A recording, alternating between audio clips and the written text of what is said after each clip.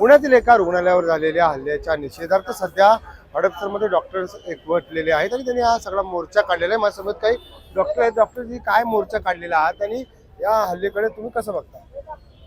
हे पहा, आज समाजामध्ये पेशंटची अविरत सेवा करणाऱ्या डॉक्टर लोकांवर आणि जे क्लिनिकल एस्टॅब्लिशमेंट झालेले आहेत त्या एस्टॅब्लिशमेंटवर गैरसमजातून होणाऱ्या हल्ल्यांचा मी सर्वप्रथम इंडियन मेडिकल असोसिएशनच्या तर्फे निषेध व्यक्त करतो आणि एक आव्हान जनतेला करतो की अशा प्रकारचे दहशतीच्या वातावरणामध्ये डॉक्टर आणि हॉस्पिटल्स काम करू शकत नाहीत, तर थोडंसं संयमाने लोकांनी घेतलं पाहिजे।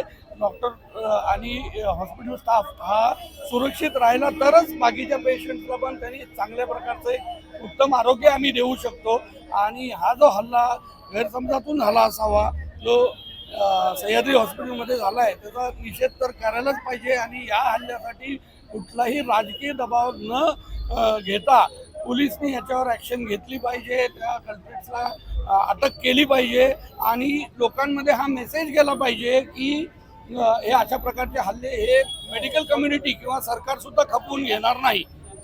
डॉक्टरजी, खरं तर अनेक हडपसर भागात रुग्णालय आहेत, परंतु स्पेसिफिक सह्याद्रीवरती अनेक तक्रारी दाखल होतात, अनेक नागरिकांच्या तक्रारी सुद्धा आहेत। बरेचसे रुग्णालय आहेत पण त्यांच्या तक्रारी फारशा पुढे येताना दिसत नाहीत, परंतु सह्याद्रीबाबत हे नेहमीच घडतं।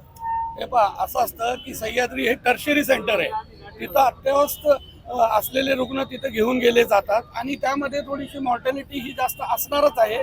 आणि त्यांनी जे इन्फ्रास्ट्रक्चर तयार केलंय ते इन्फ्रास्ट्रक्चर हे अतिशय जागतिक दर्जाचं आहे, त्यामुळं अत्यवस्थ असलेल्या पेशंटला जेव्हा गरज असते तेव्हा बाकी हॉस्पिटलमधून सुद्धा तिथं त्या पेशंटला शिफ्ट केलं जातं।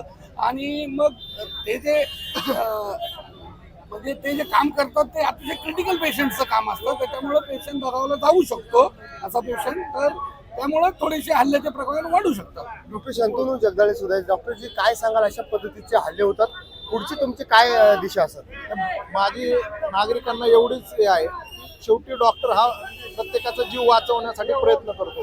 कोविडच्या काळात तुम्हाला तो देवदूत वाटला, देव वाटला, आणि अचानक काही गोष्टी अशा ज्या होतात की बाबा पेशंट प्रत्येकाचा ला जीवनदान देण्याचं काम डॉक्टर करतोच, पण त्यातनं शरीराने पण त्या पेशंटला साथ दिली पाहिजे। ती साथ जर दिली नाही तर डॉक्टर नुसतं औषधाच्या ह्याच्यावर हे करू शकत नाही। माझी त्यांना विनंती की तुम्ही कायदेशीर मार्गाने करा, काहीच प्रॉब्लेम नाही।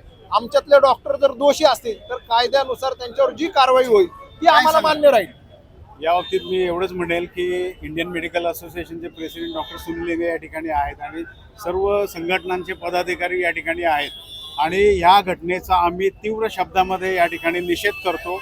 आणि हल्ला करणं एखाद्या हॉस्पिटलवरती जर तुमचं असमाधान असेल तर हल्ला करणं हा काय पर्याय असू शकत नाही। आणि हल्लेखोरांना ताबडतोब अटक तर झालेली आहे, पण कठोर शिक्षा कशी होईल याच्यासाठी आम्ही पूर्णपणे सगळे एकवटलेले आहोत आणि म्हणूनच या ठिकाणी आज हा मोर्चा काढलेला आहे।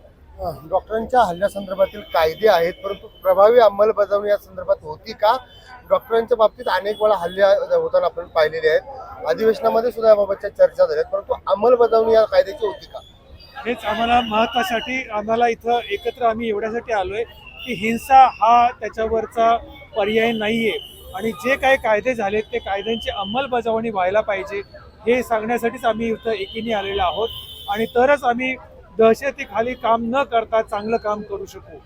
महापालिकेत सगळे डॉक्टर आता एकवटलेले आहेत आणि अशा पद्धतीनं या पुढचे जे हल्ले होतील ते खपवून घेतले जाणार नाहीत असं या डॉक्टरांनी सांगितलेलं आहे। लोकसंख्या चंद्रशेखर मांगे, पुणे। लोकशाही मराठी ऐका, पहा, जागरूक रहा।